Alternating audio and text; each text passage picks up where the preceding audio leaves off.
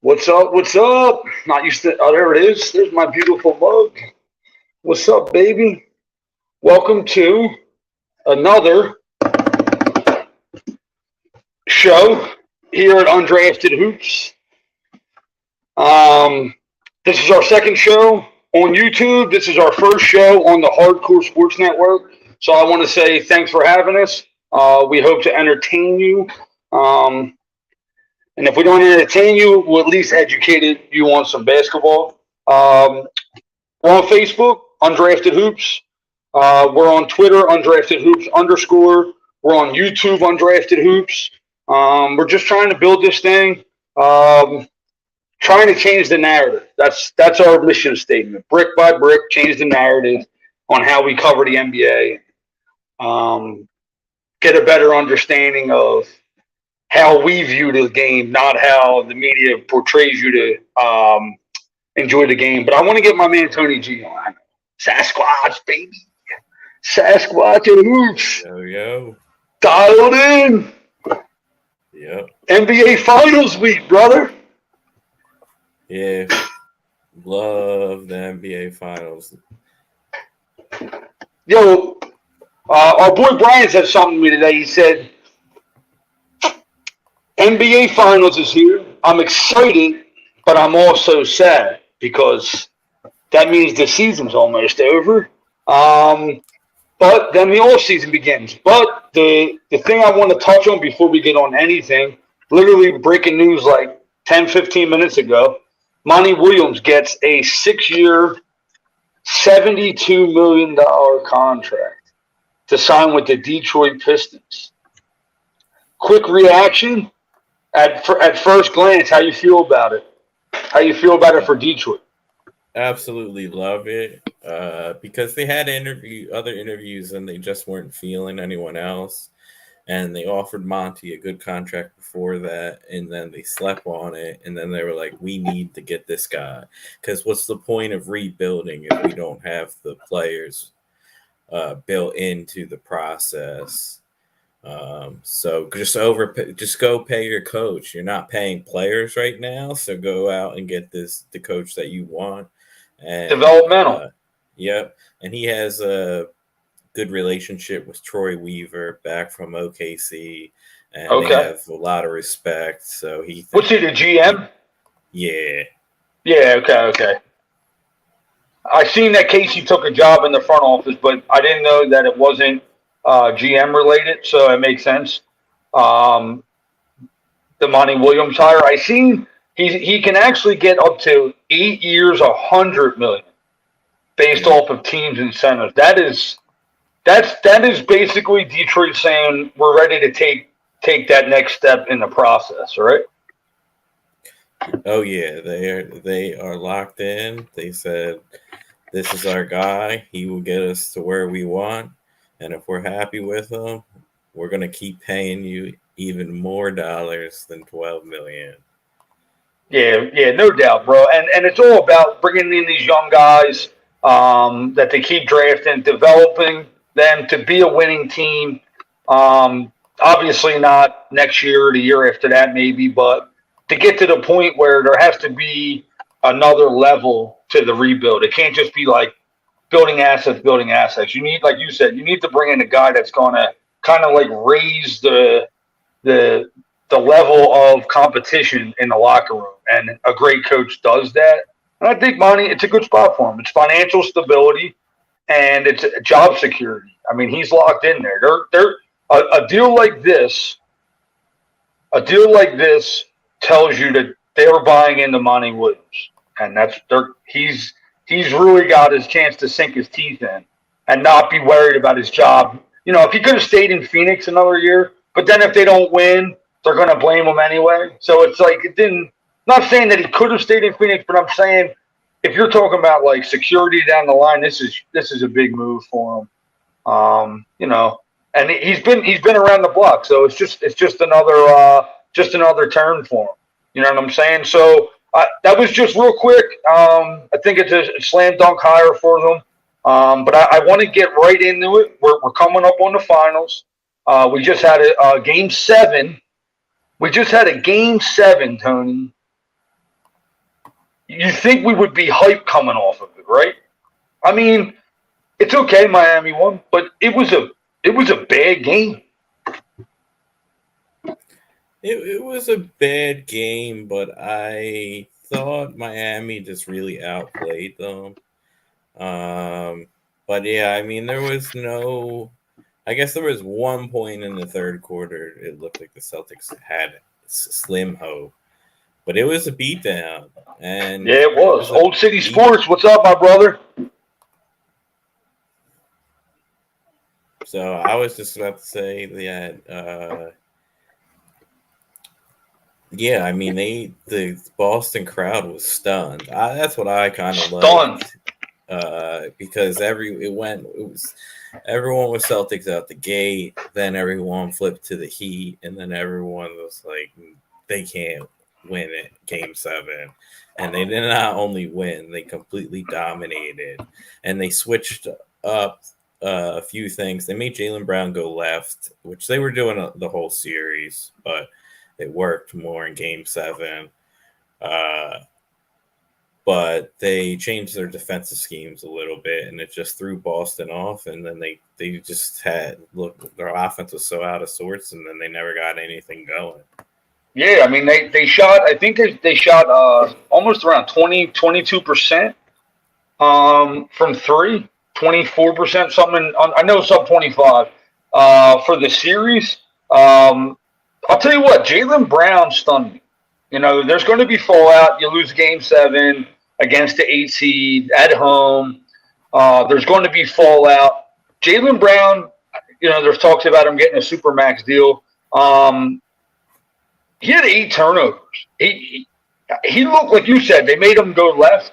And, I mean, I'm sure he's going to work on that aspect of his game because, like you said, Coach Spoelstra did kind of what's the word I'm looking for?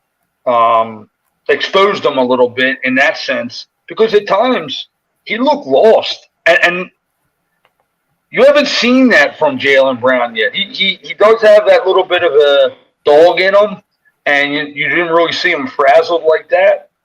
He was frazzled. Miami had him shook, bro. I thought he got monstered, bro. I thought they were making Space Jam 3. It seemed like that, but it was just the mix. Like no one else.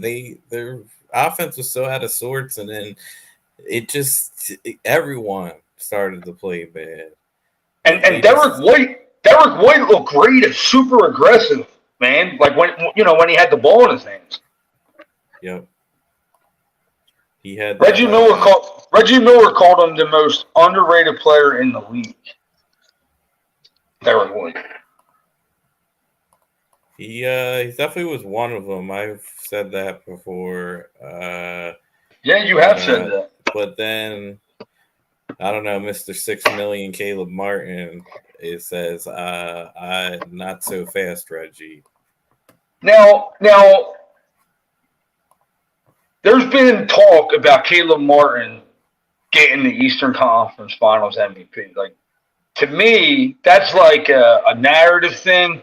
Like, yeah, it was unexpected. He had 2 25-point games. Like, it's awesome. But let's be real. Let's be real for a second. Jimmy Butler, when he gets on the floor, is Caleb Martin a free agent after this season? Tony, I believe you said he had one more year, and then he had a player option?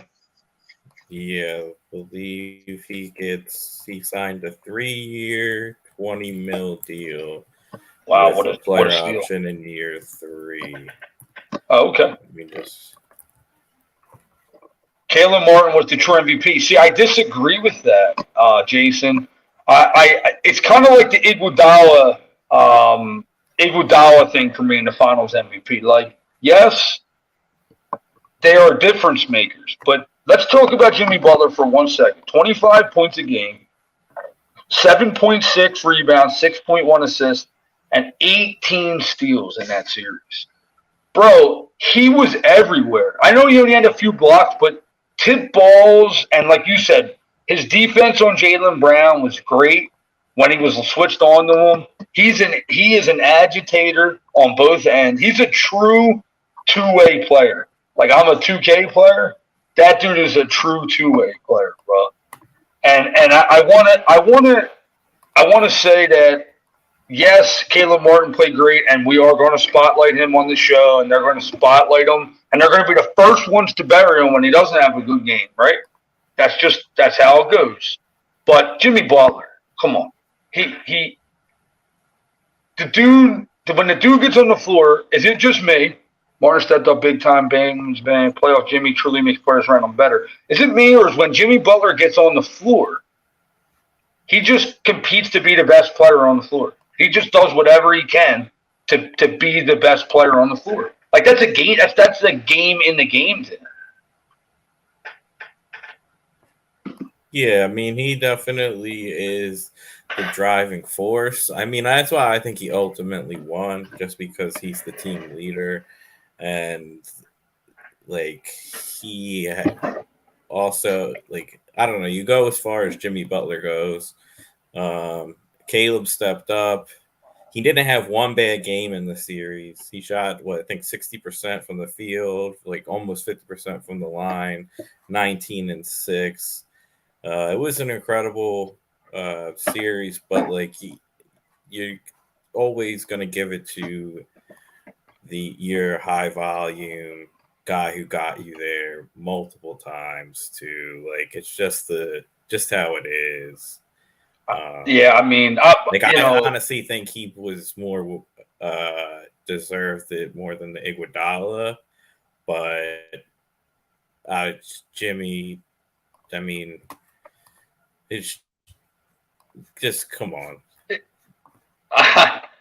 No, I love So another thing I wanted to talk to you about was the Boston Celtics fallout from this. Like, yes, they have to start to listen to the media buzz about Jaylen Brown possibly getting traded, or does he want to sign a supermax? Blah blah blah.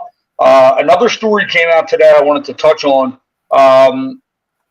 3 of Boston's assistants are leaving for Houston. Did any more come out about that? Any what assistant coaches, or is it still like a hearsay article? Still hearsay, and I guess their deals aren't signed yet. But that is kind of concerning that they all have. It seems like they have ultimate respect for Udoka. If 3 guys are just gonna jump ship after being in a spot, literally a game 7 away from championship. Well, getting into the championship. Yeah, but they were all his guys anyway, right? Initially, they were. So like, I get what, like why you would, but you could see where the Celtics are compared to where Houston is. But these guys, I think, Udoka and these 3. I don't think they're thinking rebuild's going to be long in Houston. I think they are going to try to improve fast and then weed out who they don't want and just like completely go head on. Yeah, Josh said that he would like to see Harden go there, and I know you would too.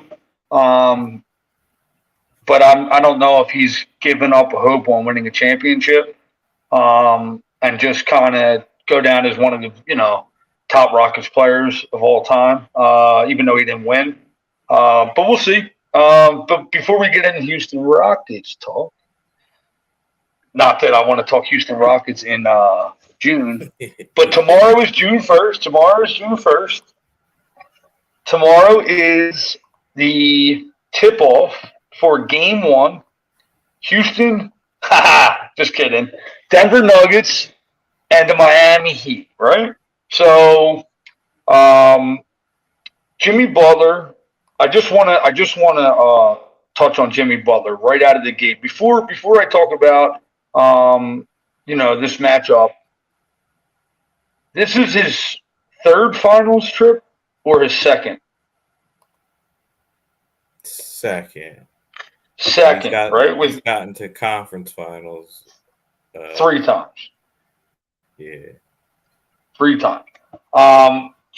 He puts his team on his back, right? Takes them to the finals, right? But this is what I need to know. They're down And in the last 10 games versus Denver, they're 1-9. Right? Denver home court. Yes, Miami has the momentum on their side because they're playing. They've been playing. Denver's might be a little rusty out of the gate. I'm interested to see how Mike Malone has his team prepared for game one after this long layoff. Miami was up 3-0, let Boston back, and you all know the script, right? And they beat them in game 7. So Coach Bolster said, I'll take my dudes to the top of Mount Everest to play Denver tomorrow. He wanted to play 48 minutes that night. I mean, that's all, inspiring talk, and I love it. I'm absolutely blown away by it. Nuggets in 6, but I want Jimmy to continue the story, win it all. Dude, Tony, this is what I'm saying to Coleman, and I want to hear your initial thoughts out of the gate, but this is what I was saying to my man Trollman today. I said, bro, you got Cinderella team, 8 seed, beat the 1 seed, beat the 2 seed. They're here. They made it to the finals again. Then you got the Denver Nuggets, who are homegrown. Draft everybody that's a star on their team. Go out and get the glue piece in Aaron Gordon. Like, yeah, he ain't a superstar, but he's a glue piece, championship caliber role player. And they finally get over the hump. They're finally healthy enough, right? And they get over the hump and get to the finals.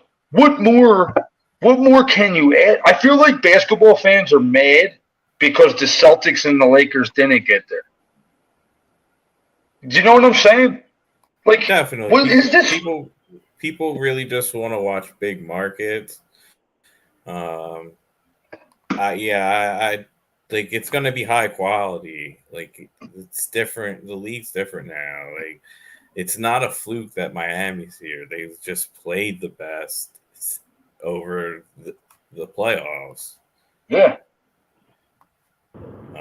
And I mean, Jokic is the best player in the world right now. Jamal Murray's coming back from huge injury, looking amazing. Mike Malone has been there a while. You got Spo. Just so many. Like, it's going to be an incredible series, I think. Even if it's like say it even is in the Nuggets in 5, I see Heat in multiple games, and then they just lose at the end. Yeah. I said the same exact thing today. You know what I even said today? This is crazy because, we'll get into our finals prediction, and I even said out of the gate, if Denver comes out rusty and loses the first game, right? I could still see a scenario where they win the next 4. I'm not discrediting. Like, I'm not just coming out of the gate and saying, he can't win the series. Like, I even went out today and said I think the Nuggets should be -500, 600 today. And I was kidding, but I wasn't, because I just think that look, this run by Miami is unbelievable. And I know that there's bad blood between Miami Heat and Denver Nuggets. So it makes for an interesting, like, Miami ain't going to go down flopping. I know what you're saying. They're going to be in every game. That's just the way they play basketball. They're a grindhouse team. They remind me of Memphis Grizzlies a little bit back in the day. And but the bad blood between them is going to just add fuel to the fire. When Markieff Morris cheap shot at Jokic said, "You fucked around. Now it's time to find out." And Jokic sent a message. What are we playing? Musical chairs? Jokic sends a message and smashes Markieff. I think he missed like 60 games, right? And Miami gets nuts. And they're screaming at Denver, and they're telling them to meet them in the hallway. Do you remember that? Yeah, it was right before the New Year. It was not New Year's Eve. I think it's the day before. It was last year, though, wasn't it? This season. It was this season? No, it wasn't. I think so. No, it was last season. No, I thought it was. I swore it was last year. Markieff's still on the team? Oh, who the fuck is that? Is that Gary? Is that Gary with the Wizards? I can't believe This is the only time the Wizards will ever be displayed in June. I just got out of work, man. I'm driving home, so I figured I'd hop in, throw a logo up, let everybody know about my terrible team. Yeah, I like it. I like it, kind of. But Gary, so we're just dialing in. We're starting to talk about the Nuggets and the Heat series. I want to get Josh here to put up some of the player stats. We put some graphics together, and I want to touch on some of these guys out of the gate. Josh throws up Nikola Jokic. These are the averages of the playoffs, not just for the last series. We took the average from everybody's playoffs to get a good gist of how they are playing over 15 game span. Look at these numbers, guys. Like, I know, Gary, you can't. 30 points a game. Okay, 30 points a game, 13 rebounds, 10 assists, almost a steal and a block a game. Look at the shooting percentage from three. It's not high volume, but 47%. I mean, he's putting on a performance that we haven't seen in 60 years, bro. And really, with the assist, we've never seen this from a center since Wilt. But, bro, Tony, who stops this guy? I know Bam Adebayo is a good defensive player, and I know Spoelstra's going to have some defensive schemes written down, but I think this man is overwhelming the series. What do you think? First, I want to confirm you were right. It was the season before. Okay, I thought so.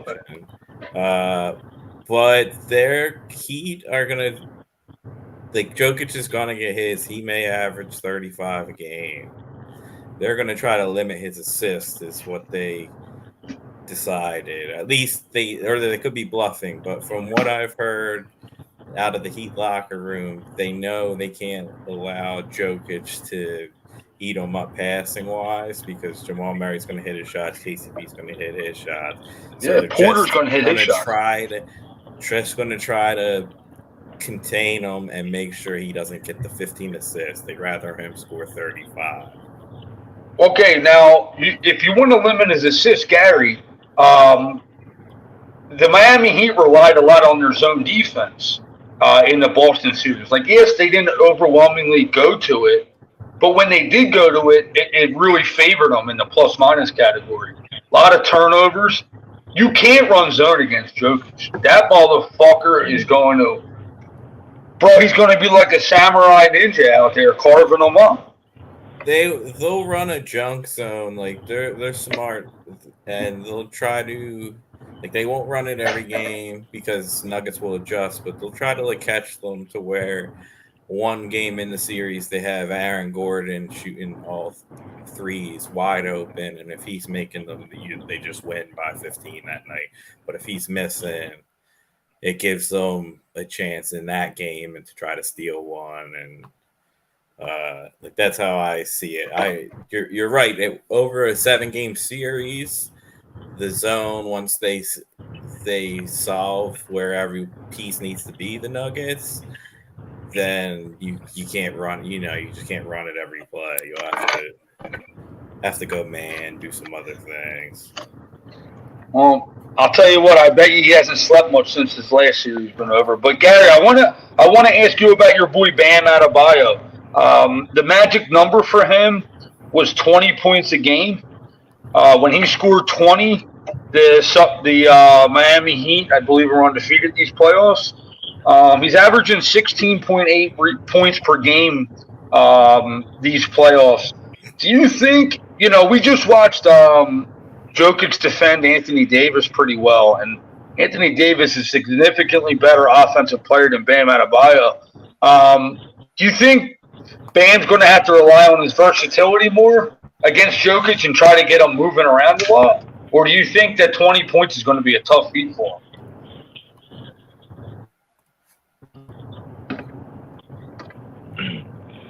I mean, they're going to need 20 from him, in my opinion. Like, not every night, but he needs to score at least 16 plus every single game for them to be in the game. I don't know how he's going to get 20 against Jokic every night. I don't see that happening too often. I mean, he's going to exert so much energy on it. Like, I think Jokic is going to make him work because Jokic is a big motherfucker, man. He made Anthony Davis look like a baby. This is where I see the series in a real tilt. I mean, they're going to throw Cody Zeller at Jokic for a little bit, and he's a veteran, but I don't know, man. Bam's in for a tough series. Jokic is just too physical. I feel like he's so much bigger than Bam. He might beat up on Bam for the series. So I think it's going to go ahead, Tony. I think Bam's going to play like 44 minutes a night.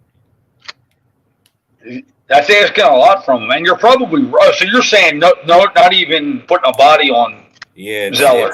It's hope Bam doesn't get in foul trouble. He's in foul trouble, you lose. But the Game 6 and Game 7 of last series, Bam got 46 minutes in Game 6, 43 in Game 7, but that was because he had 3 fouls at the end of the second.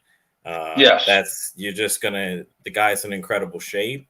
He just played a Game 7. He should be tired, but I think your best chance is to let this guy just go out there for 40-some minutes and hope he can contain the best player in the world. I mean, he's only 24 years old. It seemed like one of the best ways to defend Jokic is like I was watching a little of the film from Tristan Thompson, and like him being able to get physical on Jokic, pushing him off of his sweet spots was what was kind of getting Jokic to miss shots.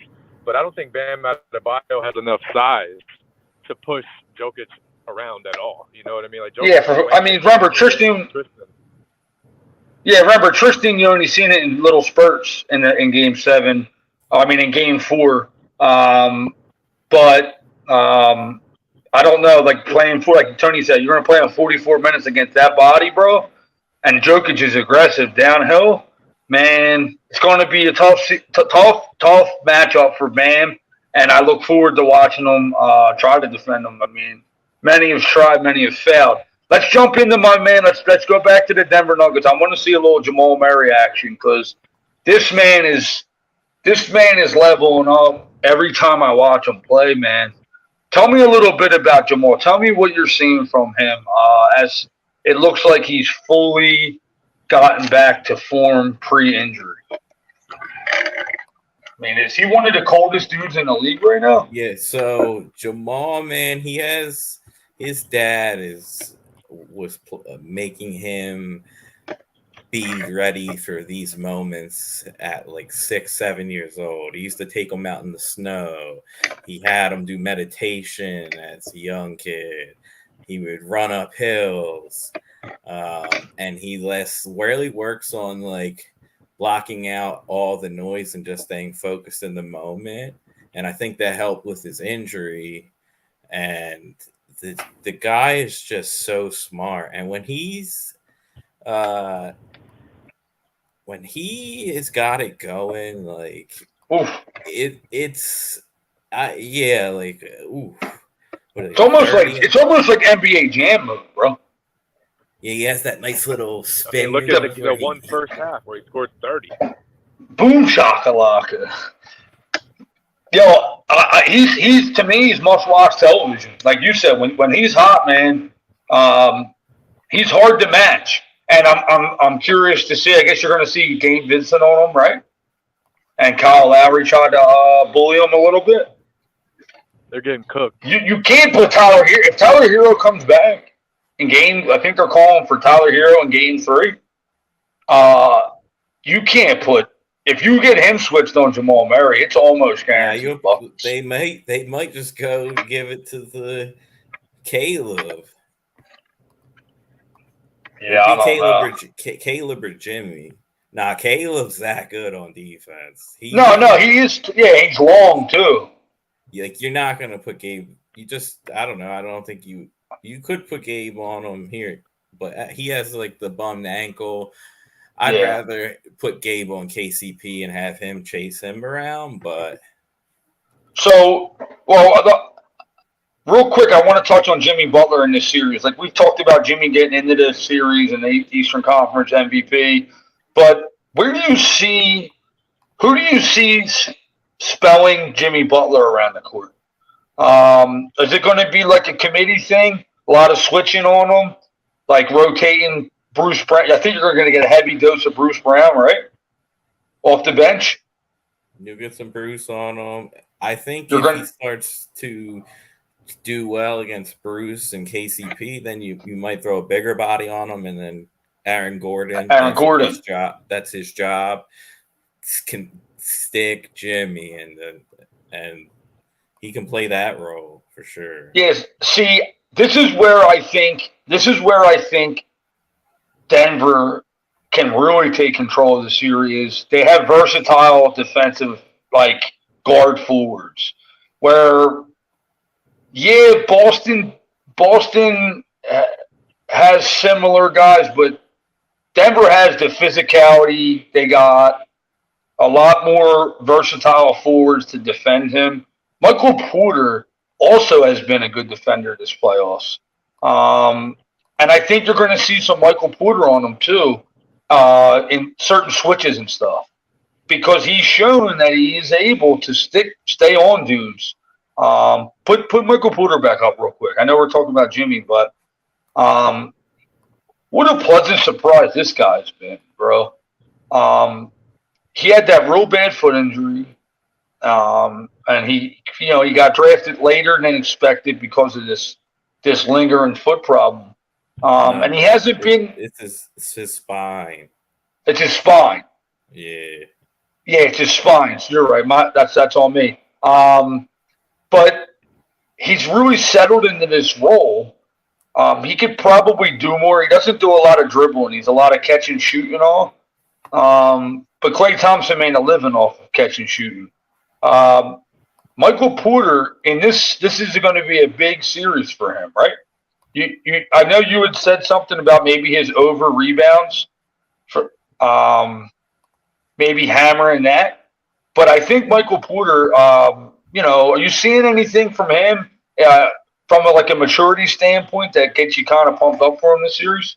Well, for the playoffs, just in general, it's kind of reminded me of Wiggins of last year, in the sense of he's like, I'm gonna go and try to get every rebound possible. When he's in the regular season, he's kind of just around, and this is the time I'm like, okay, he's bought into winning.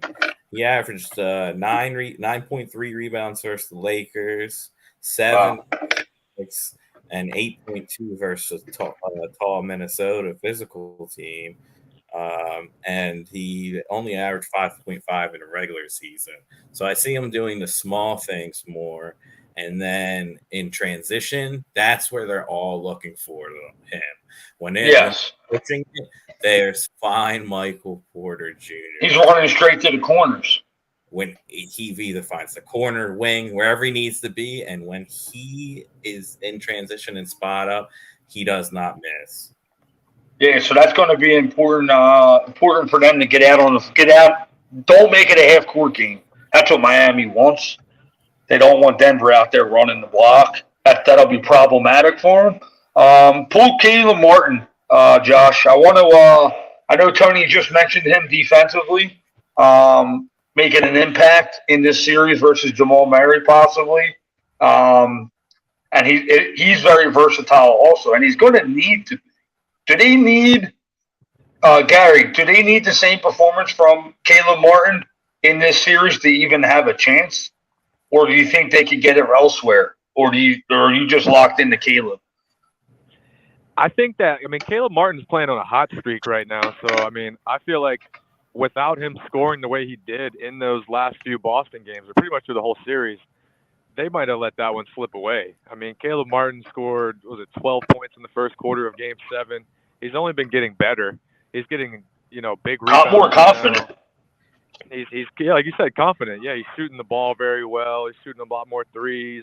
He just looks a lot more confident, like you said. He's played a big factor. I think they got to get 15 to 18 a game from him to even be competitive. Maybe even 20 before Tyler Herro comes back. Once Tyler Herro comes back, he can go back down to 13, 14 a game. If Herro's giving you 15 to 20. Then that would be a big difference. But I think but if he's playing big production, if he's playing at that high level, you might be inclined to not want to give Herro some of his minutes, because Like, yes, Hero can score and stuff, but Martin, like Forrest is saying, Martin, I think we're all in kind of an agreement here. Martin's got to give you that 15 to 20 every night, and he's shown that he's capable of it. So until he doesn't, I'm just going to say the dude's certainly capable of it as long as he's given the opportunity. That's kind of how Miami Heat got here. Just the next man up. 7 undrafted players. This has been kind of in the making with this team. They've been here before. They play like they've been there before, even though Caleb Martin hasn't. But when you're around a bunch of guys who have, it makes it a lot easier.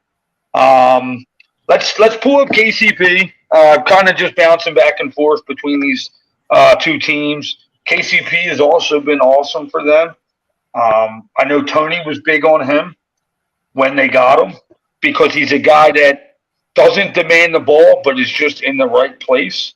He's going to be tasked with having to cover Jimmy in spots. Caleb Martin, Gabe Vincent. They've shown that they Tommy Shepard trade. Oh yeah, he's another guy you let get away. But his ability to defend the ball and to defend the perimeter is going to be big for them this series. Do you think that at times the Lakers got the three ball off pretty good and they just aren't as good of a 3-point shooting team as Miami? Do you think that could be an issue for Denver? Their inability to cover the three at times. Against Miami.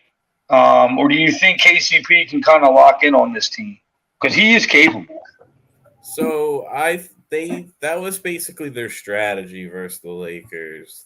They were like, we're gonna pack this in. We're gonna make AD not touch the paint at all. If he wants to take long twos, we're gonna be right there contesting them. And they pushed just the Lakers out to the 3-point line. If you're gonna give Miami those same looks, the way that they're shooting right now, like Strus, Duncan Martin, these guys aren't going to miss those. And even like Kyle Lowry's been mostly terrible, but if he has a game where he's hot, then you can't leave him open either. So I'll have to see how the Nuggets cover them because I think that was more they had the Lakers clamped down. Like they knew what the Lakers were doing and they pushed them to their weakness. I don't know how they'll cover the Heat yet. But like I was just gonna say like they'll figure it out. Yeah, do you think Tony's got the Wizards jersey on? Oh my God. Yeah. So much Wizards in June. How is this possible? Do you think? Okay, so as soon as we started the finals talk, I said the Nuggets are 9-1 against Miami in the last 10. Does any of that matter? Honestly, like, we got Duncan Robinson in the series making impacts in certain spots, and Gabe Vincent and Kyle Lowry's actually been very good. For Miami in his role. But do you think that the 9-1 in the last 10 really makes a difference in the series? Or is it just a statistic that have, gone Miami's way? Because I think Gary even said it was like something even more drastic, like 19 out of 22 or something. Didn't I just see you comment that, Gary? Yeah, it was something crazy like that. I know they won 9 out of 10. I want to say it was like 13 out of 16 or 13 out of 15. Like they've owned the Heat. And I think it matters. The core players are the same. Jokic, Murray, Porter are going against Butler and Adebayo, and those two stars haven't found a way to overcome those other three, Yeah. And I haven't seen the games. You're expecting role players to beat the Nuggets. I probably watched 2 of those games. Honestly. I don't know how many times you watch Nuggets Miami, but like Tony said, I think a lot of it comes out to how the Denver Nuggets defend Miami. You're going to see that Bam Adebayo. They're going to give Bam that little jump hook at the foul line, to see if he takes it, because he has been reluctant at times to take that shot. And like Tony said, they defended the Lakers where they kind of credit the paint because they had Anthony Davis. Miami doesn't really have that that interior presence. Like Jimmy Butler can get to the rack and score, but physicality wise, Denver has the physical guys to put a body on them, where Boston really didn't. Jimmy Butler was grown man in that motherfucker, bro. He was going right into their chest and going up. You ain't doing. Aaron Gordon's a grown dude, bro. Aaron Gordon, he has shown me a lot. He's got a great. We've talked about this on previous shows. He put himself in a great position on that team to be able to excel at the things that he's good at and not force it. And I don't think we made a graphic for Aaron Gordon, but and it's because his stat sheet doesn't display his importance to Denver. Do you see him really making an impact defensively in this series? Like you said, if he's hitting 3-pointers, it's over. Miami's not beating him. Because like I know you were saying that you could see Miami pushing the ball to Aaron Gordon to see if he hits the shot. Do you see Aaron Gordon being that difference maker for them? Yeah, defensively, yes. Like he like you said, he's physical. He can switch on anyone on the court, and he's really studies film. So he is going to be that X factor. Like, and offensively, he's doing enough. Like he on this team, he just needs to get 12, 15 he just needs to be in the right place, really. In the beginning, I feel like he does that by accident, right? Well, in the beginning of the Lakers series, they kept on having him in the dunker spot, and Jokic was in on like the elbow or up top. So when Aaron Gordon was in the dunker, it was all too close. So AD could get over to him and contest two guys at once, kind of. Then they went and looked at film, and then they moved Aaron Gordon out to the perimeter, and then their offense was thriving after that. You know what? Mike Malone's ability to make adjustments is going to be big because Spoelstra is going to make adjustments. So I think that's a big factor in this finals. Me and Josh were talking about the coaches earlier today. Spoelstra's record. I mean, I was actually surprised. I was actually surprised at Spoelstra's playoff record, coming into this. But, I forgot how many playoff games he was actually in. 108 and 71. Dog. He could go to the Hall of Fame today. Yeah, he's a Hall of Fame coach, undoubtedly. Especially after. I mean, not even before this run. This one solidified it. And he's still a young guy. What's up, Gary? I said I feel like Spoelstra has always been super underappreciated just because he coached LeBron and Wade and although they don't think he had them after, but yeah, absolutely. I haven't appreciated him. Yeah, I mean he came up through the system. Everybody knows Spoelstra's story. I think he was a film guy. And Pat Riley takes a chance on him and gives him the best roster possibly ever crafted. And he wins, and like you said, you're all right, Gary. His early part of his career was underappreciated, right? But the talent was there. I mean, he's shown his ability to make adjustments and work with now he's not even working with a roster like he did, and he's still making these runs. But I believe that Malone is more than capable enough to go up against him, where Joe Mazzulla kind of proved that he wasn't. But Mike Malone is no joke. I know Tony's a fan of Mike Malone, and his coaching staff's full of, right? I think his whole assistant coaching staff is made up of NBA families, correct? Or basketball families, at least? Yeah, 3 of them. What's his name? David, You Rick know I don't Adelman's know. son. Rick Adelman's Adelman's son, son. okay. So Dave Adelman, They got and Rick then what the Timberwolves, Flip Saunders, Ron Saunders. So he even has head coaching experience. Yeah, with Minnesota, right? Yes. So, Gary had mentioned something to me the other day. Josh had we were talking about Pat Riley, and he's been as a player, as a coach, and as an executive. He's been to almost 25% of the NBA finals in league history. 3 as a player, 6 as a coach, 9 as an executive. Yes. I mean, this dude has put himself on Mount Rushmore of executives. Not, I guess, a whole body of work, you would say. I mean, obviously, Red Auerbach was unbelievable with Boston, and you had Jerry West is obviously clear cut in that group.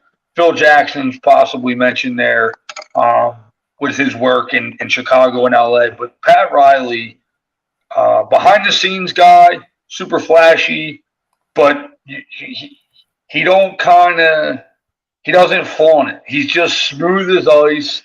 And I just want to give credit to Pat Riley. He went out and got LeBron James, and then he takes a chance on Jimmy Butler because it's at the time Jimmy Butler was on 3 different teams, and he said, "Come win here. I know you're that dog." And I want to give credits to Pat Riley. But I want to know. We talked about the series for the most part. We talked about the bad blood between the two teams. Let's get into predictions. Here's the iconic photo. Put this iconic photo up. This is the Miami Heat waiting in the locker room for the Denver Nuggets to come out. How cold-blooded is this scene with Pat Riley as the godfather behind this group? Bruh, come on, man. If you're a Miami Heat fan, that's as dog as you get right there, right? Oh, for sure. Now, Gary, does it matter? As dogs as the Miami Heat have been this whole playoff run, they've been the underdog.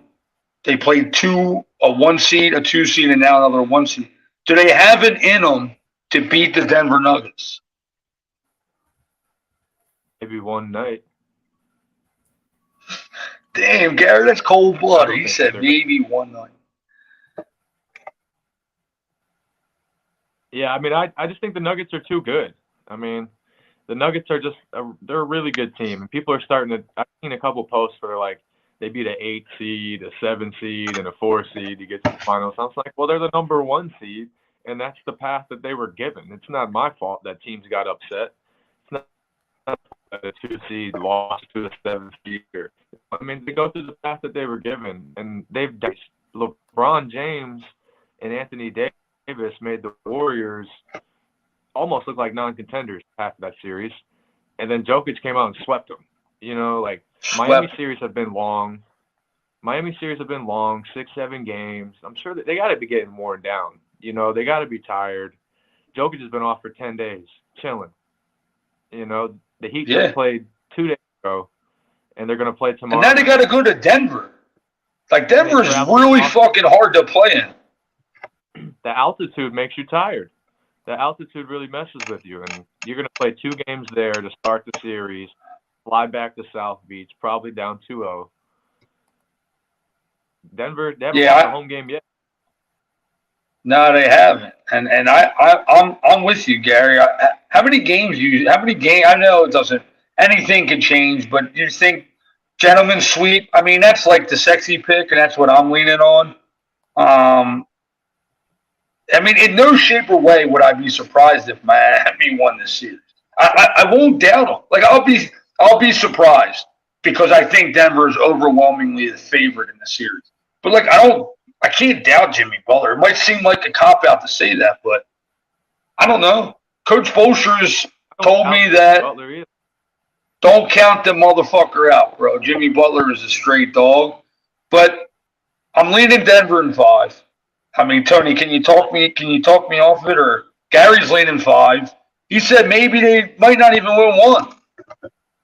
I mean, I wouldn't be surprised if the broom comes back out for another episode. Shit. Whoa. Well, you technically still have a broom. Yes, sir. Better than them brooms at work you have. If you know, you know. Yeah, I ain't. Tony, what are you thinking, Tony? Tell me what we're betting, Tony. What am I betting? Denver in how many games? I want to know. So, as I wear the Miami Heat hat. Yeah, my heart wants to say 7 games. But like my first reaction is 5. Just like Gary saying, like I won't be shocked. Like, well, the first 2 games really mean a lot. I think like Miami needs to steal. If they steal one, then in the first 2 games, then we have something. But if they now, did Miami has won every game 1, correct? Yeah. Yes. Yes, they won every game 1 on the road. So Tony, I mean that's been a key to them winning these series is stealing 1 in the first 2. They already won 2 in Boston. But is the fatigue a factor? Like, I mean, this is unprecedented. So like it normally is, but these guys like Caleb, Jimmy, and Bam are in incredible shape. So those guys are going to be ready. The Miami Heat remind me of like a boxer who was always supposed to lose and then won every fight, and that's what they kind of remind me of. But like Kevin so I don't know. They're not gonna need to keep continuing to hit threes. Strus and Duncan Robinson, they're gonna have to play out of their minds. I like I said, I see these games being close. Well, I'll keep it with Nuggets in 5 because that's what I picked. I'm not gonna just say 7 because I want 7. I'll go Nuggets in 5. Yeah, Nuggets in 5 is the sexy pick. Nuggets in 7 or anybody in 7 is a win for us. And if I get 7 more games of basketball, I'll be the happiest motherfucker around. I mean, are we leaning Jokic MVP? I mean, it's easy to say, but he's the favorite. But his numbers are going to be astronomical. I even seen Forrest in the comments. Jokic could average 35, 15, and 10. Like, would that surprise anybody? Today, he was minus 130 to average triple-double. So, like, if they win, he wins. Minus 130 to average triple-double. Like, what universe am I living in? Yeah, like that's not normal. If he's that to win, money if a guy averaging a triple-double anymore. That's totally insanity. Obviously, Jamal Murray is capable. I don't think anybody else wins MVP if Denver wins. I think it comes down to Murray and Jokic because I don't know how much of an impact any of the other guys are going to have. I mean, a guy like Michael Porter would have to average 25 points a game. I mean, to even be considered. What?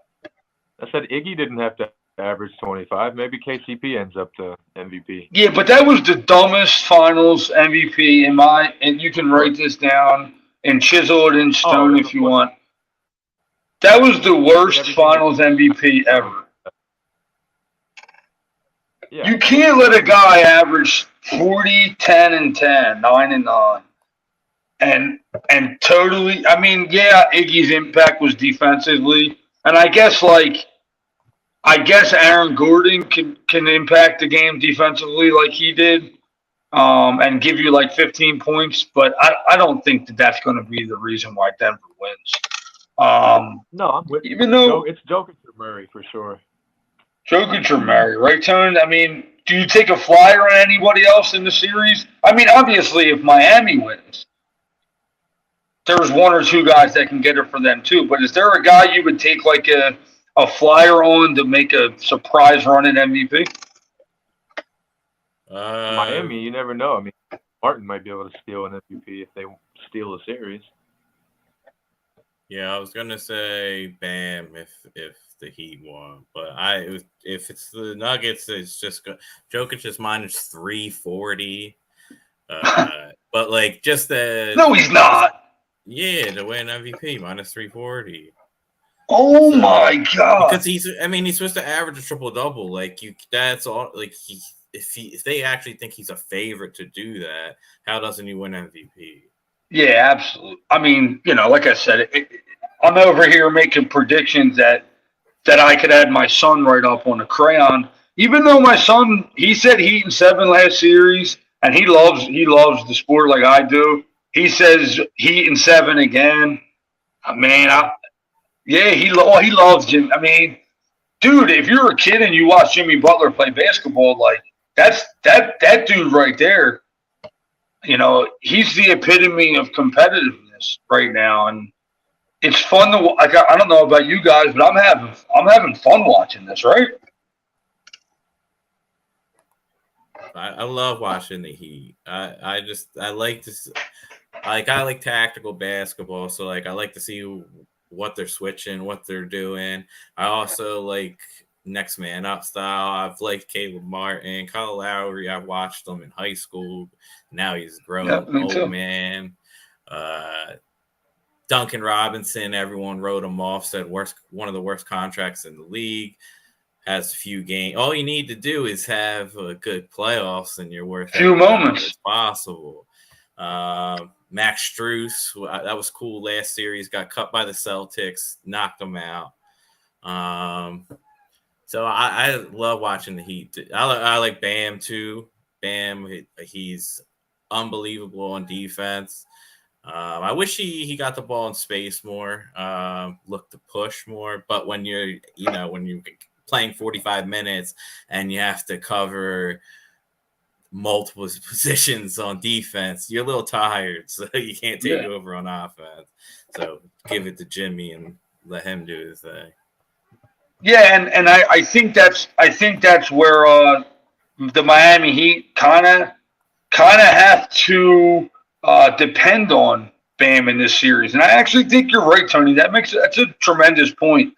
Like, yeah, Josh writes, let's not cap here. It's either Jokic or Jimmy Butler will win MVP. But if Miami wins, you have to think Bam Adebayo has it. Gary, we know this, wholeheartedly. He has to score 20 points a game, or at least get 20 a couple games in the series. And if he does that, to steal a couple games, you obviously think he's going to do some defensive work on Jokic. So I don't know what's his odds right now, Tony, to win the MVP. It wasn't high enough. I think it was like Bam, probably plus 1,000. Yeah. No, I think it was higher than that. I thought it was plus 1,400. I'm gonna see if there's an updated line. I know Caleb. It's not the worst. I know Caleb was 65 to 1. 65 to 1, Caleb Martin. All-Star Bam has to show up this series. Well, and I just think that he's going against the marquee guy. So if they were to win, he would have to contain arguably the best player in the world. And therefore, like, he may only need to average 20 points to win MVP because of what he did on the other side. Yeah, exactly. It's not terrible. It's funny. I truly didn't even consider anybody, because I do consider Denver to be a heavy favorite, so I never even considered an MVP coming from the Miami Heat. But if, the sexy pick is Jimmy Butler, that's easy. But Bam Adebayo, bro, is going to be knocking on the door. So, look, we just surpassed an hour. It flies by when you're having fun. Our next show is going to be Wednesday or Thursday next week. I never got Gas on, bro. Totally forgot to get that man on. I got you on, Gary, and I totally forgot to get him on. But we'll get him on for one of the games during this series. going to get on Wednesday or Thursday. Is there anything you guys wanted to touch on before we end the show? Anything we didn't touch on? No, I mean, I missed the first 20 minutes, so I'm not sure. You guys already talked about Monty Williams, I'm guessing, and yeah, we talked about Monty. What do you think? I mean, I think it's cool to see a coach like Monty Williams take a real challenge. You know, go take a young roster, truly push yourself. I think it's a tough position for him to be in. I mean, he got paid very well for it. Like I said, it's a true challenge. But I feel like this is one of those jobs, you know, you just got sent, you got considered, you know, got fired for declining each year with the Suns since getting to the finals. Now you're going to Detroit. Like you were saying earlier, Joe, he buys himself 3 to 5 years there. But I feel like this is one of those jobs that if you don't succeed and you end up getting fired because you can't develop Cade Cunningham and all these other guys, I wouldn't be surprised if it's his last stop. Yeah, and I kind of agree with that, Gary. You got a 5-year deal with 8 years possible, and if they buy into his system, he's going to stay there for probably the whole length of the deal. Like you said, this could be the last one for him. Dwayne Casey had a chance to do what they want Monty to do now, and Dwayne Casey, it didn't work. I don't know if you'll see him be a head coach again. Well, I mean, he moved to the front office, and it's probably a better move for him. I know he excited, you know, being home with his family more, and I think when Casey took to have Dwayne Casey and Monty together for those young kids.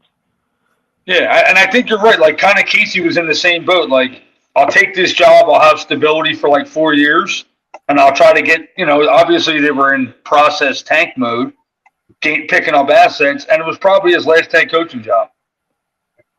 Yep. And he didn't financial stability with that contract. So absolutely, and they're trying to build a culture. They're trying to build a culture in Detroit, and I honestly think they hired the right guy. It's a good call asking them about that. Get good. It all comes down to the draft, though. Now you can't miss. I miss being good, you know? Yeah, so do I. The Palace are they still playing the Palace? Or are they playing the new arena? New arena. I don't know what it's called. Ron Artest got the Palace shut down. That's cold-blooded, bro. That's cold-blooded. But look, I'm going to end it. We're right at that hour mark. We'll be back on. If there's a lot of action, maybe we'll do a quick little 15, 20-minute show. Maybe Monday afternoon. I don't know. That'd be fun. I ain't working.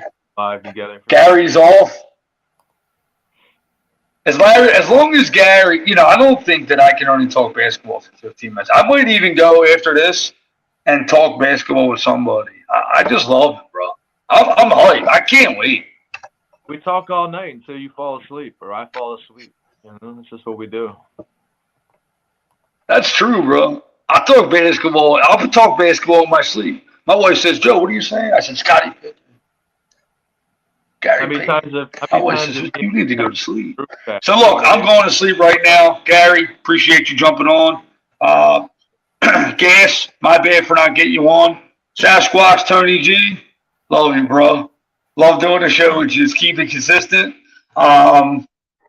And I got to thank everybody that tuned in. Sorry I wasn't in the comments as much. I'm working on it, I promise you. But I'm going to say it again. Facebook, Undrafted Hoops. Twitter, Undrafted Hoops _. YouTube, Undrafted Hoops. Also, a huge shout out, Hardcore Sports Network. Appreciate you guys reaching out, trying to lock this in, build this thing together, get the word out, change the narrative, brick by brick, Undrafted Hoops. Joey B, checking out. Peace. Go Nuggets. And more importantly, fuck the Celtics, baby. Woo!